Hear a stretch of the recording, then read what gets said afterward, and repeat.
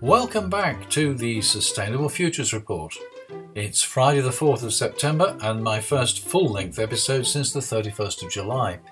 Hello, I'm Anthony Day. You can imagine that the news hasn't stopped during August, and in fact I've got 5 pages of hyperlinks, each of which could lead to many minutes of podcast. As I said in last week's trailer to this episode, the Greenland ice sheet is still melting at up to 1 million tonnes per minute, and millions of tonnes of greenhouse gases are still being released into the atmosphere. Yeah, that slowed down a bit during the lockdown, but not enough to stop the total quantity in the atmosphere from continuing to grow. And now we're back to close to normal, and the British government is urging people who work in offices to go back to them so the sandwich bars don't go out of business. And eventually they hope we'll be back to business as over-consuming and polluting as usual. This week I'm going to look first in detail at the latest news from the Arctic, and then I'm going to talk about rebellion, because rebellion is seen by many as the only way to get governments to react and take the action that's essential in the face of the climate crisis. Extinction Rebellion is staging mass protests in London, Manchester and Cardiff this week, as I'm sure you already know. Their central demand is for the government to pass their Climate and Ecological Emergency Bill. You may not have had time to read it. I have. I'll tell you what it says. First, though, there's news from the Arctic in the journal Nature.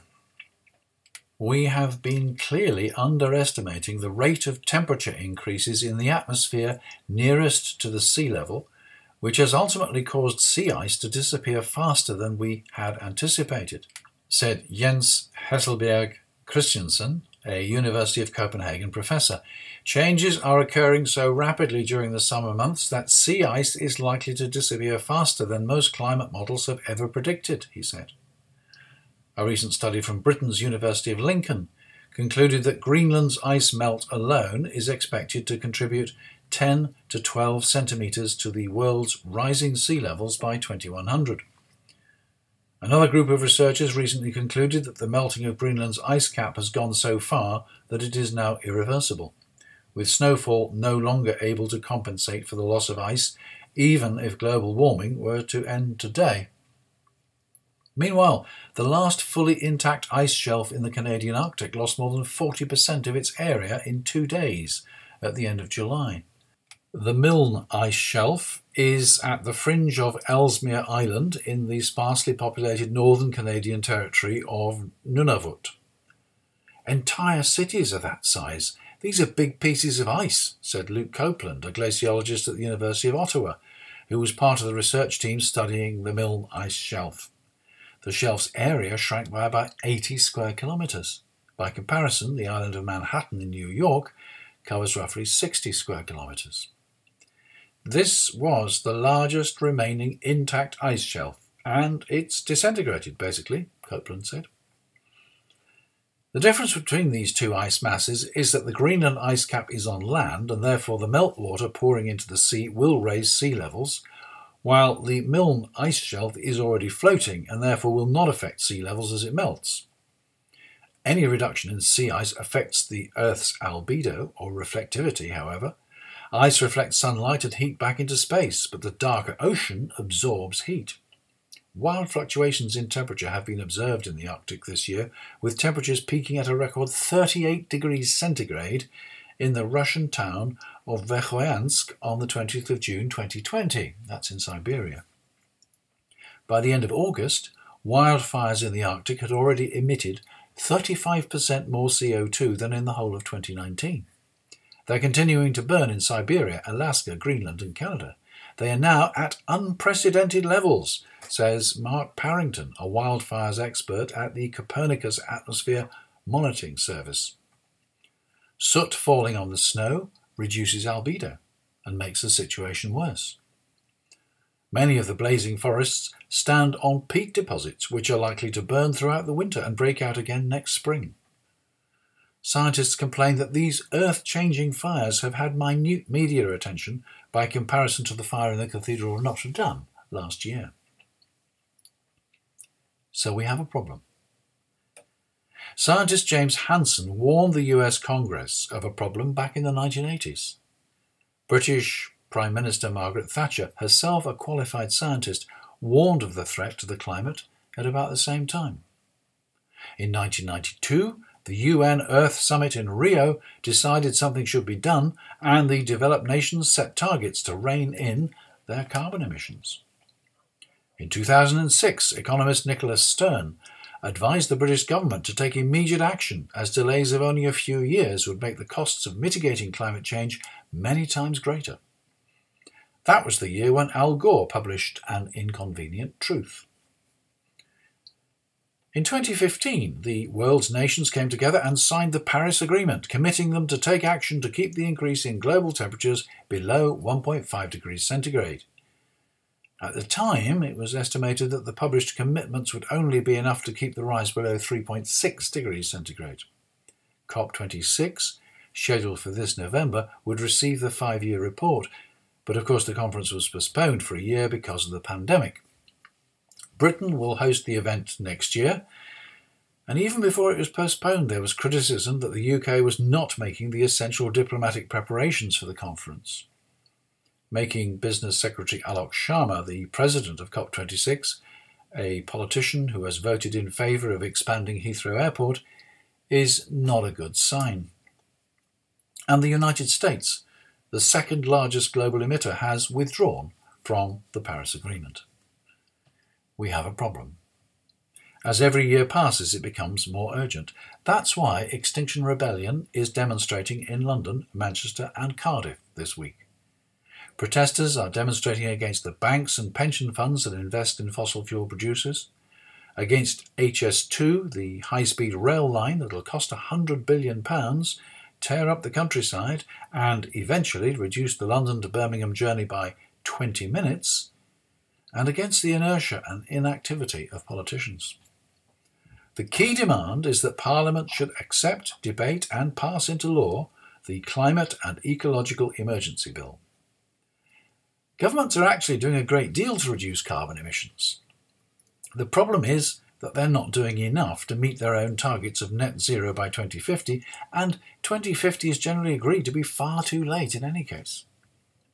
From the start of the week, Extinction Rebellion was concentrated in Parliament Square, attempting to urge each MP as they arrived to support the bill. Behind the scenes, hundreds of activists were phoning their MPs with the same message. You'll find a link to the text of the Climate and Ecological Emergency Bill on the blog. It's described as a bill to require the Prime Minister to ensure that the United Kingdom achieves specified objectives in tackling the climate and ecological emergency, to give the Secretary of State a duty to create and implement a strategy to achieve those objectives, to establish a Citizens' Assembly to work with the Secretary of State in creating that strategy, to give duties to the Committee on Climate Change regarding the objectives and the strategy, and for connected purposes. In more detail, and I'm still paraphrasing, the Prime Minister's objectives include to reduce greenhouse gas emissions to a rate that is consistent with the limiting warming 1.5 degrees centigrade in line with the Paris Agreement, to restore and regenerate the nation's soils, biodiverse habitats and ecosystems, and wherever possible, expand them, to reduce human impact on wildlife and the land. To do this, the Prime Minister must work with the Committee on Climate Change and environmental protection bodies throughout the United Kingdom. The Secretary of State, presumably the Secretary of State for DEFRA, the Department of the Environment, Food and Rural Affairs, is required by the legislation within 6 months of the passing of this Act to publish a climate and ecological emergency strategy, specifying the measures that will achieve the objectives. The draft bill then goes into specific detail of how this strategy should be drawn up and the scientific factors and technical issues that should be taken into account. In addition, the bill calls for the establishment of a Citizens' Assembly to work in cooperation with the Secretary of State and to recommend measures to be included in the strategy. The functions of the Assembly are to consider information provided by experts and by any other persons who have submitted evidence to the Assembly, to deliberate how the objectives can be achieved, to vote on measures proposed for inclusion in the strategy, to seek agreement with the Secretary of State on the content of the strategy, and to propose revisions to the strategy. The bill was introduced to Parliament on Wednesday afternoon as a private member's bill by Caroline Lucas, the Green Party MP, supported by just 20 of the nation's 650 members of Parliament. Historically, unless they are adopted by the government of the day, private members' bills sink without trace. In this case, the bill has been given a second reading date, the 12th of March 2021, which is the equivalent of kicking it into the very long grass. Understandably, Extinction Rebellion are more than angry at this deliberate delay. Protests were planned for a full 10 days from last Friday. How they will develop from here is not clear. The bill itself seems pretty reasonable to me. The most controversial item is probably the establishment of the Citizens' Assembly, but such assemblies are increasingly common across the world.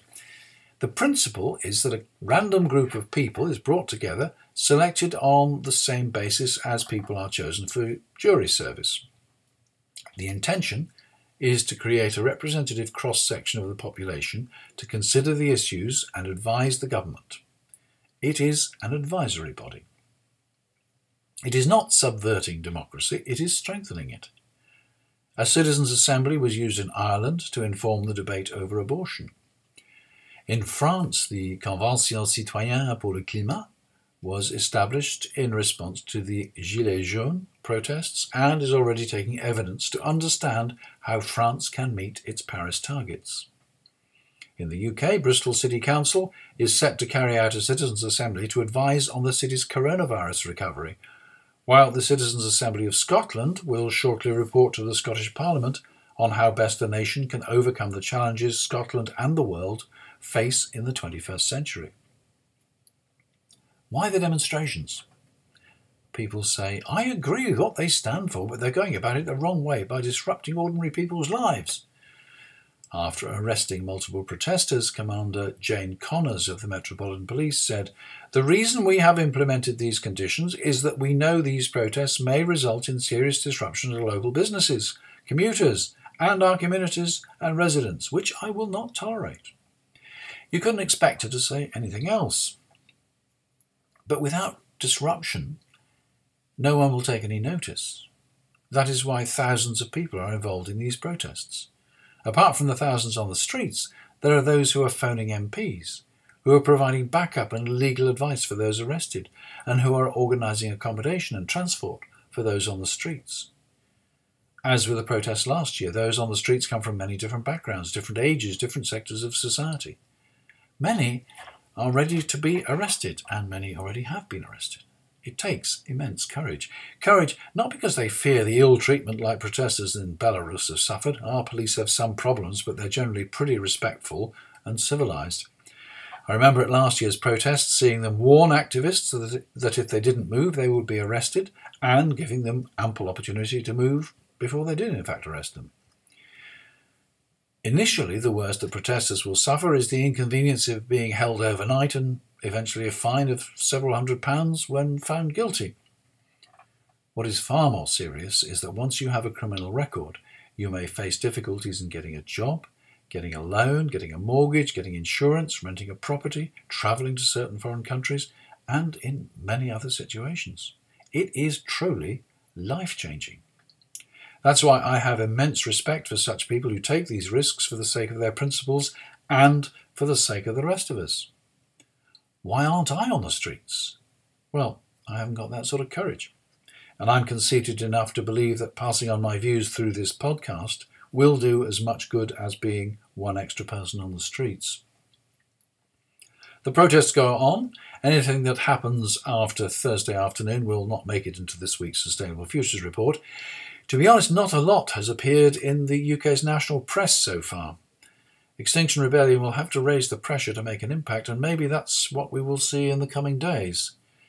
One thing that's certain is that Extinction Rebellion is committed to non-violent direct action. There may be some minor criminal damage like spray painting or people supergluing themselves to doors, buildings or street furniture, but the group is absolutely against any form of violence. It runs training on non-violent direct action. Is the government listening? As I close, another 90 people have been arrested, and there are suggestions that the new legislation designed to prevent illegal raves could be used against protesters. Anyone organising a gathering of more than 30 people is liable to a fine of £10,000. More next week. And finally, Zoe Cohen shared a link to a story about the melting permafrost in the Arctic. It means that structures that previously relied on the frozen ground as a rock-solid foundation are suddenly suffering from subsidence.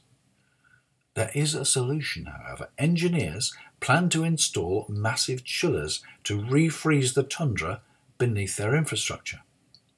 The infrastructure in question is oil production equipment owned by ConocoPhillips. Hang on, isn't oil production part of that fossil fuel problem which is causing the warming that leads the tundra to melt? You couldn't make it up. And that's it.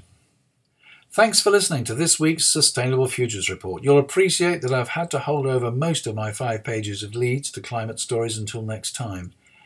Many thanks for all my patrons for staying with me, and thanks to those of you who wrote to me during August. I'll share your ideas next time. By the way, if you'd like to become a patron and your support will be most gratefully received, just hop across to patreon.com/SFR. That's patreon.com/SFR. A word to the wise, for the moment you can sign up from $1 a month. From October, the minimum will increase to £1 per month, although existing subscribers will not be affected. A final reminder that you can find the full text and links to the stories in this episode on the blog at www.sustainablefutures.report. I'm Anthony Day, and that's all for now.